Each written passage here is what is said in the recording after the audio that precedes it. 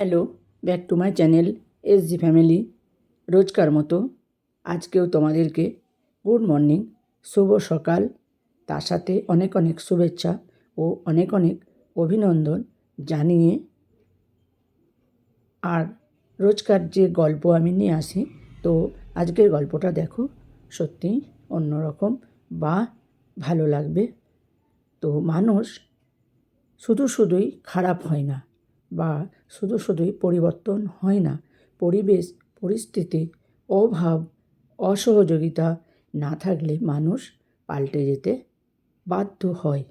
তো আজকের ছেলেটি সত্যিই খারাপ কাজ করেছে, না বলে নেহাকে চুরিই বলে।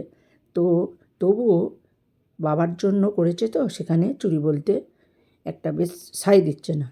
তো তাও ভালো মানুষের সহযোগিতা পেল বা ভালো মানুষের সান্নিধ্যে এসে ওই ছেলেটিও কিন্তু সত্যিকারের চেঞ্জ হয়ে গেল। তো আজকের গল্পটা এই রকমই আছে। তো তোমরা যত্ন সহকারে ভিডিও বা গল্প যেটাই বলো না কেন, তো এক কথায় গল্পই বলা চলে। তো গল্পটা শোনো আর চ্যানেলটি সাবস্ক্রাইব করে আরও ভালো ভালো গল্প পেতে আমার পাশে থেকো। আর সকলকে তো একটা কথা বলাই আছে বা বলার দরকারও হয় না, গল্পটা শোনো আর অ্যাডগুলো স্কিপ করো না। সবাইকে সাপোর্ট করো আর সবার পাশে থেকো। শুধু আমি বলে বলছি না, সবাইকারই ভিডিও যত্ন করে দেখো। তো দেখো, তোমাদের ভিডিওটা সত্যিই ভালো লাগবে আর এর থেকে অনেক কিছু আমাদের শেখার আছে। শুধু গল্প না, এগুলো বাস্তবকে নিয়ে গল্প। তো চলো দেখো আজকের গল্প। এটিএমের সামনে দাঁড়িয়ে এক বৃদ্ধা মা ঝুঁকে পড়েছেন বয়সের ভারে। হাতে একটা ছোট কাপড়ের ব্যাগ আর এক হাতে ফোন। ব্যাগের ভিতর কিছু কাগজপত্র উকি দিচ্ছে। আমি ঢুকতে যাচ্ছি এটিএম রুমে, হঠাৎ বৃদ্ধা টেনে ধরলেন হাতটা। বাবা, তুমি কি টাকা তুলবে? ভাবলাম গেল বোধহয় কিছু। বললাম, বলুন কি চাই। আমার ধারণা মিথ্যা প্রমাণিত করে বৃদ্ধা বললেন, আমার কিছু টাকা তুলে দেবে বাবা? আমি ওই ঘরে ঢুকতে ভয় পাই, আমার খুবই প্রয়োজন টাকার। আমি বললাম, চলুন ভিতরে। বৃদ্ধা বললেন, না বাবা, আমি ওই ঠান্ডা ঘরে যেতে পারবো না, আমি বাইরে থাকছি, তুমি তুলে এনে দাও। এই নাও এটিএম কার্ড, টাকা তোলার নম্বরটা হলো 1212। আমি অবাক, এইভাবে এটিএম এর পিন কেউ বলে দেয়? বললাম, এই নম্বর কাউকে বলতে নেই। উনি বললেন, তাতে কি হয়েছে, তুমি কি বেশি টাকা তুলে নেবে? না না, সেটা পারবো না। অগত্যা বললাম, বলুন কত টাকা? বাবা, 9,000 টাকা তুলবে। দুষ্টু বুদ্ধি খেলে গেল মাথায়। আমি 9,000 পর 3বার তুললাম। 9,000-এর বেশি হলে ফোনে ওটিপি যাবে জানি, সেই জন্যই 9,000 করেই তুললাম, অর্থাৎ 18,000 টাকা পেলাম। ভাবলাম, এতে কি আর এমন পাপ হবে? এমন খারাপ কাজ করিনি কোনোদিন, কিন্তু আজ আর লোভ সামলাতে পারলাম না।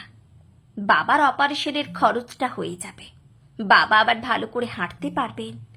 নিলাম টাকাটা। গরিবের সবসময় ন্যায় নীতি দেখলে চলে না। এরপর নিজের 2,000 টাকা তুললাম। বাইরে বেরিয়ে 9,000 টাকা বৃদ্ধার দিকে বাড়িয়ে বললাম, নিন মা, 9,000-ই তুললাম। একটু হেসে বৃদ্ধা টাকাটা নিলেন। এটিএম কার্ডটা ফেরত দিলাম। বৃদ্ধা অনেক আশীর্বাদ করলেন, তারপর বললেন, এতগুলো টাকা নিয়ে যাব, আমার বড় ভয় হচ্ছে, একটু সাথে যাবে বাবা? তুমি তো বাস থেকে নামলে দেখলাম, তোমার তো গাড়ি নেই। ওই সামনেই বোসপাড়ার বোধোদয় ক্লাবের ওপর তলায় আমি থাকি। নিচটা ছেড়ে দিয়েছি ক্লাব করার জন্য।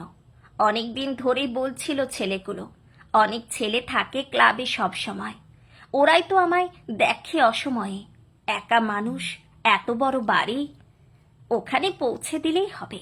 ওই যে টোটো যাচ্ছে, ডাকো ওটাকে। উঠে বসলাম টোটোতে। বৃদ্ধা খুঁটিয়ে খুঁটিয়ে সব জিজ্ঞেস করতে লাগলেন। বললাম, একটি বেসরকারি কোম্পানির কর্মচারী আমি। মাইনে তো আর বেশি পায় না, বিয়ে করেছি, একটি ছেলেও আছে। ওকে স্কুলে ভর্তি করব এবার। বাবা অসুস্থ, প্রায় হাসপাতালে নিয়ে যেতে হয়, স্নায়ুর গোলমাল। কলকাতা নিয়ে গিয়ে অপারেশন করালে সারবে। এখন হাঁটতে পারে না, অপারেশন হলে হাঁটতে পারবে।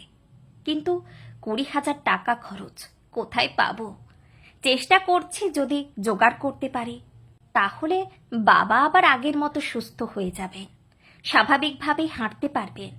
এসে গেছি ওনার বাড়ির কাছে। আমি বললাম, আমি তাহলে আসি মা। বৃদ্ধা মা কিন্তু ছাড়বেন না। বললেন, তা কি হয় বাবা, আমার বাড়িতে এসে একটু মিষ্টি মুখ না করে চলে যাবে? চলো ওপরে।